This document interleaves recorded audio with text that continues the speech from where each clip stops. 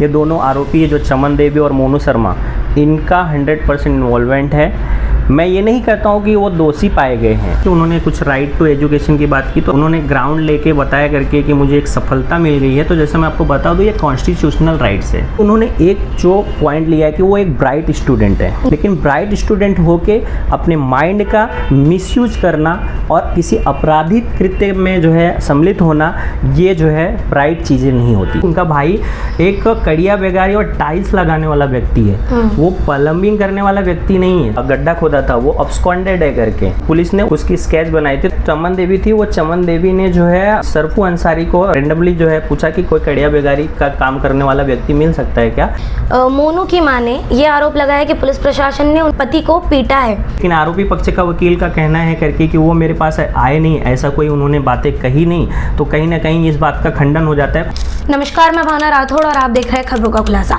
इस वक्त हम मौजूद है विजय के वकील के साथ में। इस विजय हत्याकांड में हर एक व्यक्ति ने आकर अपनी बयान और अपनी बातें सामने रखी है, चाहे वो सर्वेश गिरी हो, चाहे वो विजय के भाई हो अखिलेश, चाहे वो मोनू की मां हो। किसका क्या कुछ कहना था, हर किसी ने आकर हमारे चैनल पर बयान दिया है। अब इस पूरे विषय में विजय चौहान के वकील हमारे साथ मौजूद है, हम उनसे जानेंगे और उनसे बातचीत करेंगे कि इस पूरे केस पर उनका क्या कुछ कहना है। नमस्कार सर। नमस्कार। इस पूरे केस को लेकर आप क्या कुछ कहना चाहेंगे?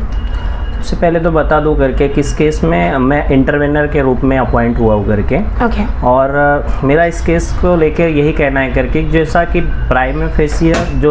फेसी में जो चीज़ मुझे समझ में आ रही है करके, प्राइमा फेसी के दौरान जो पुलिस की इन्वेस्टिगेशन के दौरान, कस्टडी के दौरान न्यायालय के समक्ष जो भी कॉन्क्रीट एविडेंस प्रस्तुत किए गए, उस आधार पे उनकी पुलिस की कस्टडी बढ़ाई गई, क्योंकि उनकी बारंबार कस्टडी बढ़ाने का रीज़न यही था करके कि उनको पुलिस को कहीं ना कहीं कुछ ना कुछ पुख्ता सबूत इकट्ठा हो रहा था करके, और उनका कस्टडी उस हिसाब से बढ़ते गया, कॉन्क्रीट एविडेंस मिलते गए। और जैसा कि आपने देखा कि पहले कस्टडी जो है उनको 7 दिनों की मिली थी करके, फिर उनकी कस्टडी बढ़ाई गई करके। तो उन इन्वेस्टिगेशन के दौरान अगर रिमांड रिपोर्ट में जो भी चीज़ें होती है, वो चीज़ें जो है प्रोग्रेस दिखाई देती है करके, उसी आधार पे माननीय न्यायालय उस बात का संज्ञान लेता है करके, और उस आधार पर उनकी कस्टडी बढ़ाई जाती है कि इसमें और भी पुलिस इन्वेस्टिगेशन कर रही है, पर इसमें और भी जांच के एंगल से पुलिस को तपास करना बाकी रह गया है करके। पुलिस को पहले 7 दिन की, फिर 4 दिन की, फिर 1 दिन की पीसी मिली थी। इस पूरे विषय में जितने भी एविडेंस सामने लाकर रखे हैं, ये केस को क्या मदद करते नजर आ रहे हैं, और क्या आपको लगता है जो एविडेंस आए हैं वो हेल्पफुल है?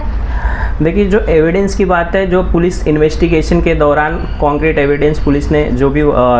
कलेक्ट किया है करके, उस आधार पे, रिमांड रिपोर्ट के आधार पे जो प्रोग्रेस दिखाई दी गई, उसी माननीय न्यायालय ने उस बात का संज्ञान लिया, उसी के आधार पे उनकी 12 दिन की पुलिस कस्टडी बढ़ाई गई। तो ये चीज़ें जो है आप देख सकते हैं करके कि प्रोग्रेस है करके, कॉन्क्रीट एविडेंस मिले हैं करके पुलिस को, इसी के आधार पर उनकी 12 दिन की कस्टडी बढ़ाई गई। उसके बाद उन्हें माननीय न्यायालय ने न्यायिक हिरासत में भेज दिया गया। तो इस केस में दोनों का जो आरोपी हैं चमन देवी और मोनू शर्मा, उनका इन्वॉल्वमेंट 100% दिखाई दे रहा है। 4 दिन की जो पीसी थी, उसमें पुलिस ने जब न्यायालय से मांग की थी, वो मांग इसलिए थी क्योंकि जिसने गड्ढा खोदा है उसको ढूंढना था, पर वो मिला नहीं। क्या कहेंगे आप इस पर? पुलिस को 4 दिन की पीसी के बाद जो 1 दिन की पीसी मिली थी, वो इस आधार पे मिली थी कि व्यक्ति है जो गड्ढा खोदा था वो अब्सकॉन्डेड है करके, और उसे जो है पुलिस ने उसका स्केच वगैरह जो है रिमांड रिपोर्ट के दौरान जो प्रोग्रेस में दिखाई दिया था करके, उसकी स्केच बनाई थी। तो उसकी स्केच वगैरह इनकम्प्लीट था करके कुछ चीज़ें, तो वो चीज़ें तभी जो है पॉसिबल थी कि जब वो 2 आरोपी पुलिस कस्टडी के दौरान वहाँ पे रहते करके, तभी वो चीज़ें स्केच बनाई जा सकती थी। तो स्केच पुलिस ने बनाई होगी करके, दूसरे दिन आपको जैसे ही पुलिस वापस से माननीय न्यायालय के समक्ष उन दोनों आरोपी को प्रस्तुत किया गया करके, फिर उनका MCR हुआ, माननीय न्यायालय ने उनको न्यायिक हिरासत में लिया, और भी वो इन्वेस्टिगेशन जारी है, पुलिस का तपास चल रहा है। चौल में एक व्यक्ति को ढूंढना इतना मुश्किल हो गया पुलिस के लिए, क्या लगता है आपको? देखिए, वो उन्होंने जो है ना रेंडमली जो है एक किसी व्यक्ति को, धानुबाग नाके पे आप कड़िया बेगारी के लोग काम करते हैं करके, और ऐसे में वहाँ पे एक भीड़ में लोग खड़े होते हैं करके, तो वहाँ से उन्होंने रेंडम व्यक्ति उठाया है और उन्होंने जो है गड्ढे जो भी है करके उन्होंने खोदा है करके। तो ऐसे में अभी उस व्यक्ति को ढूंढना पुलिस के लिए एक टास्क है। पुलिस अपना इन्वेस्टिगेशन कर रही है, पुलिस अपना जो काम है पुलिस का, वो पुलिस कर रही है। ठीक है, गड्ढा खोदा वो व्यक्ति तो नहीं मिला, पर टाइल्स लगाने वाला व्यक्ति खुद विजय के बड़े भाई थे। क्या लगता है आपको, उन्हें अंदाज़ा नहीं मिला होगा कि उस गड्ढे में क्या था? विजय चौहान के भाई जिनको आप बात कर रहे हैं टाइल्स लगाया था करके तो उन्हें जो है सूचित किया गया कि करके कि आपका जो सरफू अंसारी नामक कोई व्यक्ति था करके उनके पास जो है एक मतलब एफआईआर रिपोर्ट के अनुसार ये जानकारी मिली करके चमन देवी ने जो है सरफू अंसारी को जो रेंडमली जो है पूछा कि कोई कड़िया बेगारी का काम करने वाला व्यक्ति मिल सकता है क्या जी। तो उसने सीधा क्वेश्चन किया करके आपके घर में ऑलरेडी 2 व्यक्ति है जो काम करने वाले कड़िया बेगारी के लोग हैं करके तो फिर वो चीज़ें जो उनको जानकारी मिली उस अनुसार उन्होंने आके उन्होंने कड़िया वो बोले करके ठीक है कड़िया बेगारी का काम करते हैं हम करके, लेकिन आज अगर हमें काम नहीं मिला करके तो मैं 2x2 की उन्होंने 3 टाइल्स ली और वहाँ पे जाके लगाई। जो आपका प्रश्न है करके कि क्या उन्हें पता नहीं चला करके कि तो जैसा कि बता दूं कि उस पे मिट्टी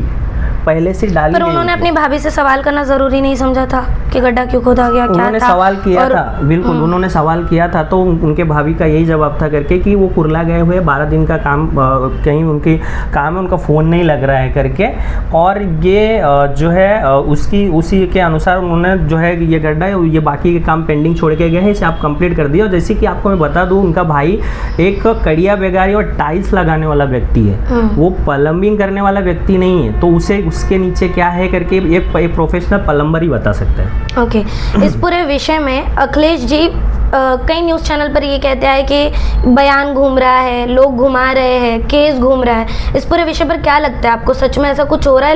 लोग जब सामने आकर बोल रहे हैं तो इस केस पे कोई इफेक्ट पड़ रहा है इसका? अखिलेश जी जो है करके कि उनको पहले जो है जब बहुत सारी चीज़ें थी वो एक इतने शिक्षित व्यक्ति नहीं है, प्रोफेशनल जो है व्यक्ति नहीं है, जैसे कि एक एडवोकेट होता है करके किसी जैसे कि मैंने देखा था आरोपी पक्ष के वकील ने एक जो है ये भी लगाया था करके प्रत्यारोप लगाया था करके कि अखिलेश जी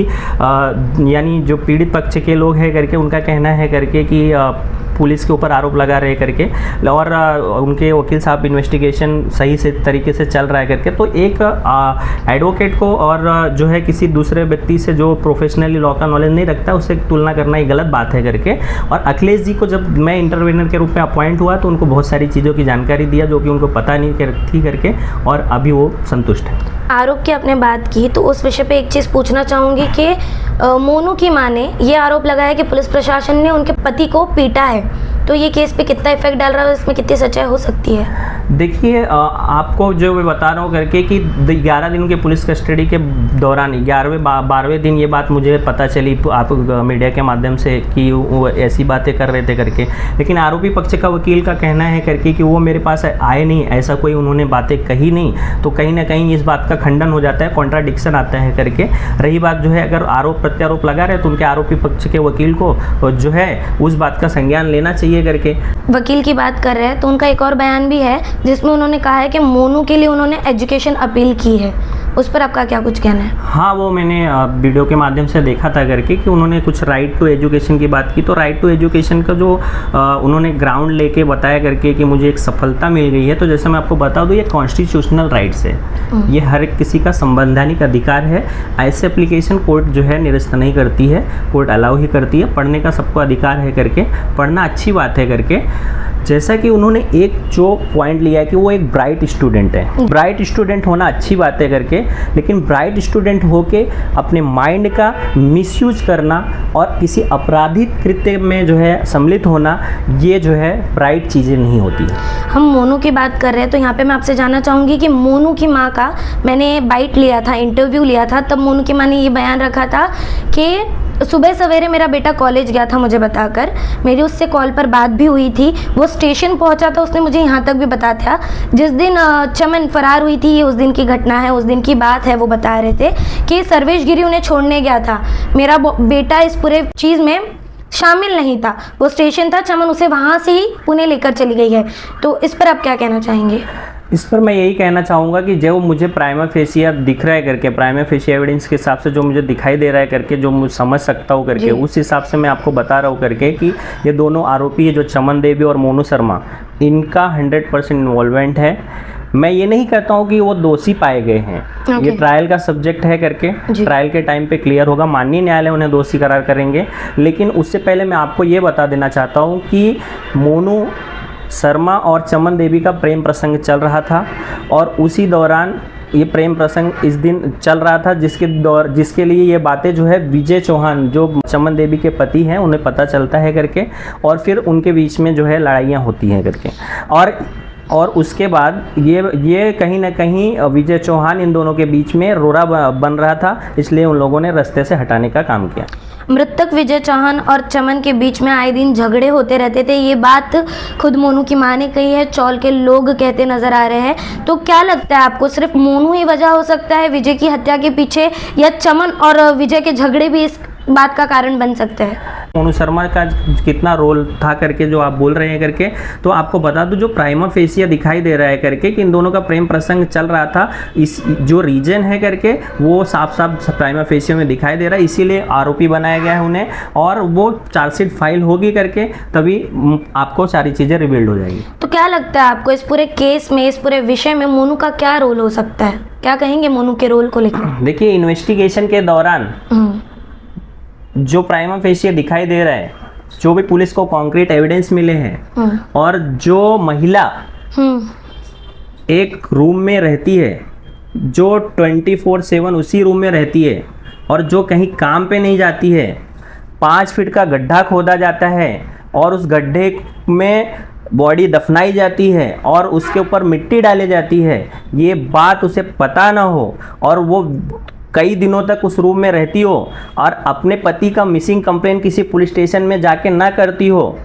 ऐसे कंडीशन में जो प्राइमा फेसिया दिखाई दे रहा है वो साफ साफ उसका इन्वॉल्वमेंट दिखाई दे रहा है करके। और जो घटना ये हुई है, इस घटना में मोनू और चमन देवी का प्रेम प्रसंग चल रहा था, जो रीजन सामने आ रहा है उस मोनू का इन्वॉल्वमेंट है और ये दोनों का इन्वॉल्वमेंट है। बाकी मैं ये तो आपने पूरा रोल बता दिया चमन का कि उसने खोदा, उसने गाड़ा और उस घर में रही और वो कंप्लेंट करने नहीं गई, पर इसमें मोनू का क्या रोल था, कहाँ था, मोनू क्या का लगता है? मैंने जैसे कि अभी बताया आपको कि प्राइमा फेसिया जो दिखाई दे रहा है कि मोनू और चमन देवी का प्रेम प्रसंग चल रहा था, और उस घटना उस ये जो घटना है करके उसके अनुसार जो है ये विजय चौहान को मालूम पड़ गया था करके, और विजय चौहान को मालूम पड़ गया था जिसकी वजह से उनके घर में झगड़े होते थे करके। एक दिन ऐसा कुछ हुआ करके कि इन दोनों ने उनको रास्ते से हटाने का काम किया। बाकी की चीज़ें चार्जशीट जब फाइल होंगी तभी रिवील्ड होगा। फिलहाल जो प्राइमा फेसिया दिखाई जिसे हम समझ सकते हैं उसमें इनका इन्वॉल्वमेंट है। सर्वेश गिरी को लेकर क्या कुछ कहना चाहेंगे? उसने पिन बदलवा कर दिया और जिस दिन चमन फरार हुई वो उसे स्टेशन तक छोड़ने गए थे, जबकि सर्वेश गिरी का खुद का कहना है कि इस पूरे विषय में उसका कोई हाथ नहीं है, पर आपका क्या कहना है इस पर? देखिए, आरोपी पक्ष के वकील बोल रहे थे कि सर्वेश गिरी कोई बैंक नहीं है, और तो मैं आपको बता दूं करके कि एटीएम का पिन चेंज करना बैंक में जाने की आवश्यकता नहीं होती है। एटीएम में भी जाके एटीएम का पिन चेंज कर सकता है अगर परमिशन होल्डर उनके साथ में जाके खुद उनको परमिशन देता है और वो एटीएम पिन चेंज करता है, तो ये एक क्राइम नहीं हो सकता।